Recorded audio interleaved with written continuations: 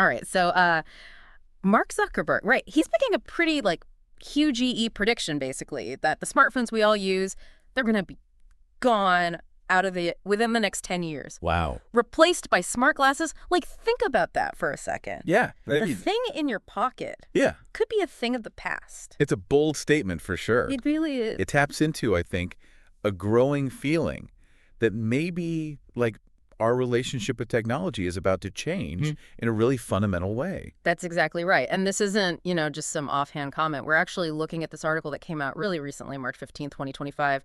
And the title kind of says it all. Zuckerberg declares the end of mobile phones and confirms the tech that's replacing them. Catchy. So we're going to, today, dive deep into this whole thing. What's the logic behind this? What tech are we talking about?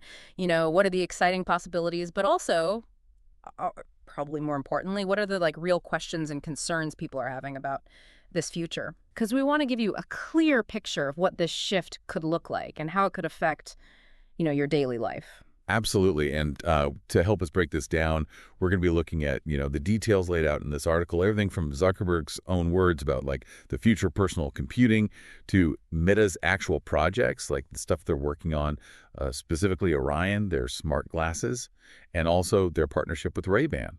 We'll also touch on what are other big companies, Apple, for example, how are they approaching this? Right.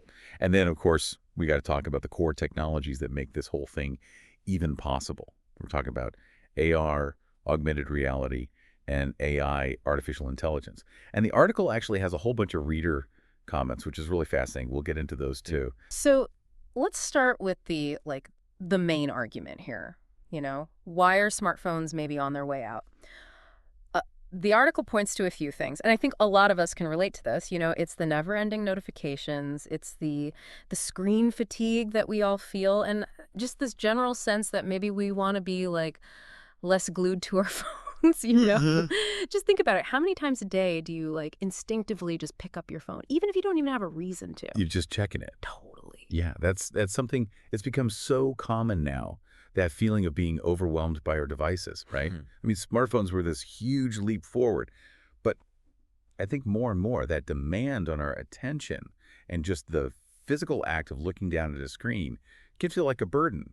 People want a more seamless way for tech to be part of their lives, something less intrusive.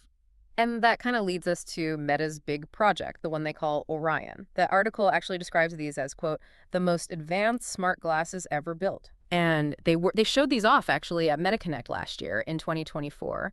And the key thing here seems to be the holographic displays. So instead of looking at, a separate screen, these glasses would project images right onto your field of vision, right into your eyes. Yeah. Imagine sending a text, making a call, even getting directions all overlaid on top of what you're seeing. And you don't even have to take your phone out of your pocket. It's wild. It is pretty wild. What's fascinating to me is just how ambitious Orion is, right? This isn't just a little gadget. It's meant to replace your smartphone completely. Right. And the way they're talking about interacting with it, using your eyes, your voice, even hand gestures. It suggests this much more natural hands-free way of using digital info compared to the tapping and swiping we do now. Yeah. It's less like using a device and more almost interacting with the world in a whole new way. Okay, but Orion, it all sounds a bit, sci-fi-ish, right? Kind of, yeah. Like something out of a movie.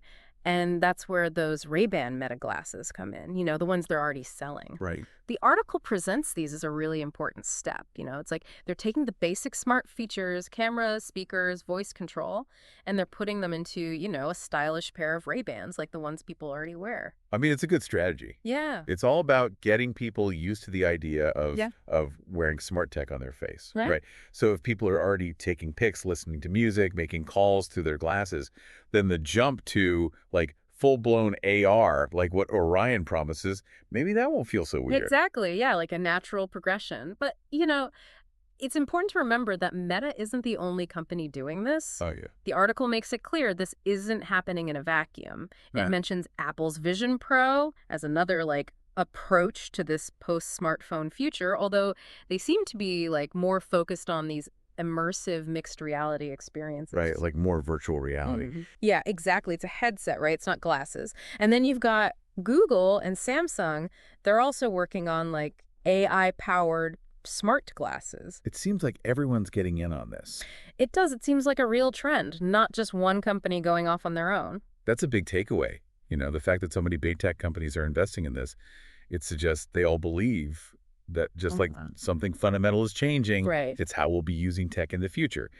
Their approaches might be different, like Apple's going for that more immersive VR thing, while Meta's focused on everyday AR. Yeah. But the goal seems to be the same, moving beyond the smartphone. Okay, so let's talk about the actual technology, right? Hmm. The stuff that's supposed to make these smart glasses, a real replacement for your phone. We're talking augmented reality and artificial intelligence. The article paints this picture of a future where, like, voice commands, that's the new way of interacting with things, where language isn't even a barrier anymore because you got instant translations happening right there. Right. And where AI is giving you all this information right in your field of vision. Yeah. So, like, how is all that supposed to work? Can you break that down a little? Sure. So augmented reality, or AR, it basically works by putting digital information on top of what you're seeing in the real world, right? So imagine you're walking down the street and you need directions. Instead of looking at your phone, you see arrows literally appearing on the street in front of you, showing you where to go. No. Or you look at a building and boom, information pops up telling you all about its history. Right. And AI, that's what makes it all happen. It's listening to your voice commands. It's analyzing what you're seeing to give you those info overlays. Right. It could even anticipate what you need before you even ask. Like you glance at a restaurant and the AI pulls up the menu, reviews, even tells you if they have any tables available, all without you doing anything. Wow. It's about making information instant and relevant to your exact situation. Totally seamless. It's like having a personal assistant, but it's built into your glasses. It's pretty amazing, but the article doesn't shy away from the buts, It gets into the big questions and concerns, and that's where things get really interesting and maybe a little worrying, depending on how you look at it. So first off, just practical limitations, right? Battery life, processing power. I mean, we're already charging our phones twice a day sometimes. All the time. Can a tiny pair of glasses really handle all this advanced tech without needing to be plugged in every 5 minutes? That's a huge engineering challenge, right? They got to fit all that processing power and battery into something that's small and light and, looks good. Yeah.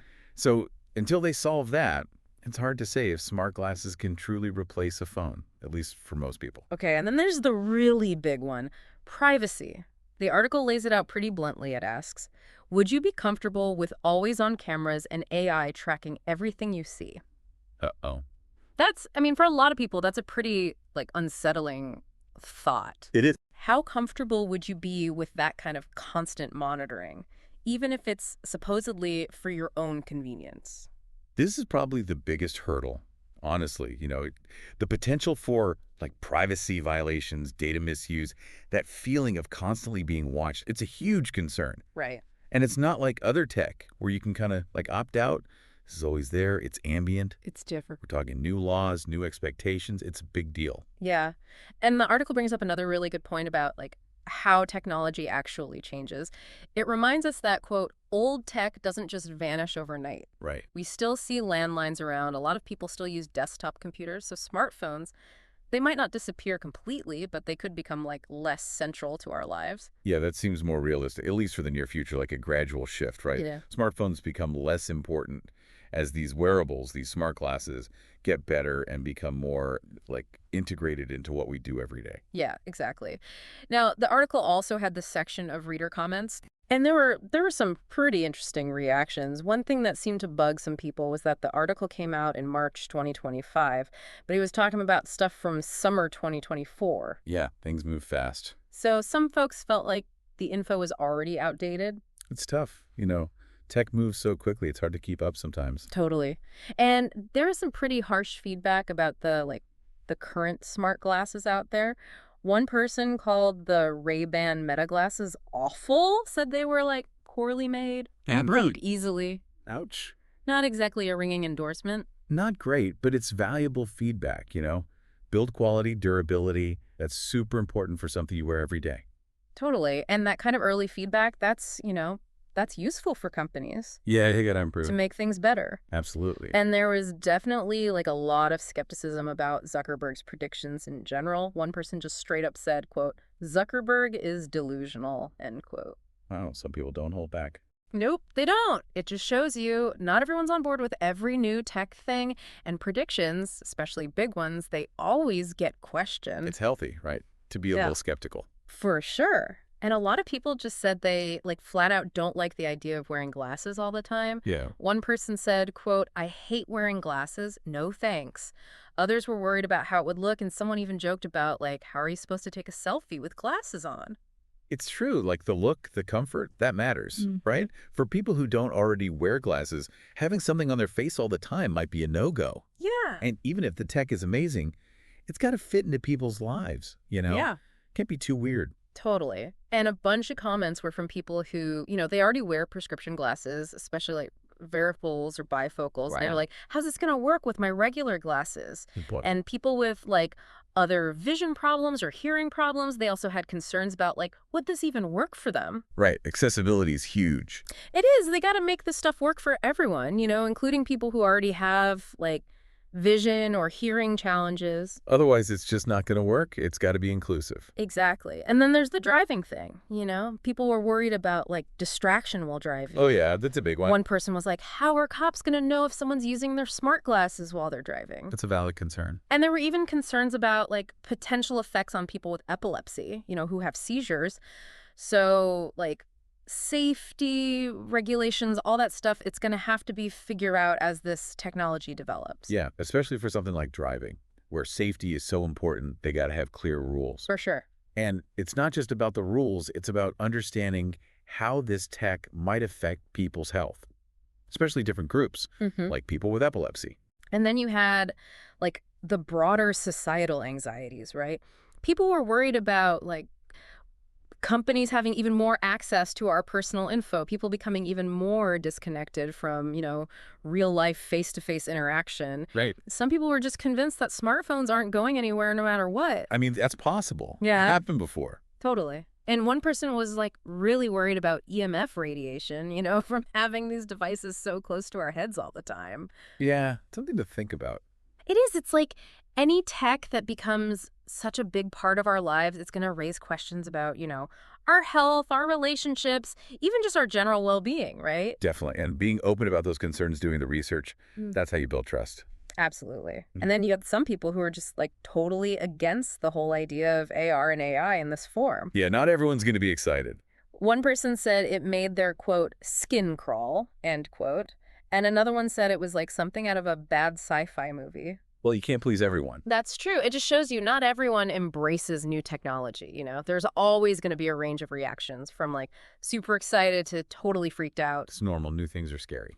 Okay, so we've talked about a lot. Let's like sum up the main points here, our deep dive into this whole Zuckerberg prediction. So the big idea.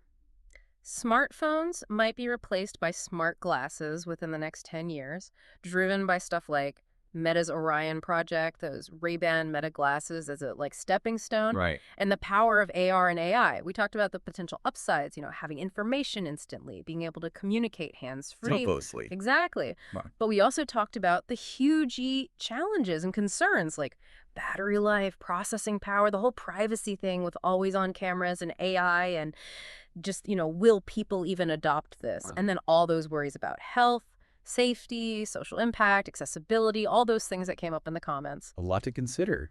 It is. So this potential shift, it would totally change how you use technology, how you interact with the world, maybe for the better, maybe in ways we haven't even thought of yet. Yeah, who knows? So here's a question for you to think about.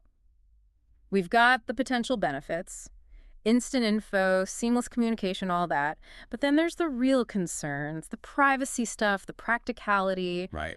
What kind of trade-offs do you think like individuals and society are going to be willing to make for this next step in technology, right? Yeah. Because it's a complex question and there's no easy answers. So keep thinking about it because this technology, it's going to keep developing and it's going to affect all of us. Yeah, for sure. It's going to be interesting to see what happens. Absolutely. Keep your eyes peeled. Yeah, pun intended. Aha, exactly. All right, thanks for listening. Thanks for tuning in. We'll catch you next time.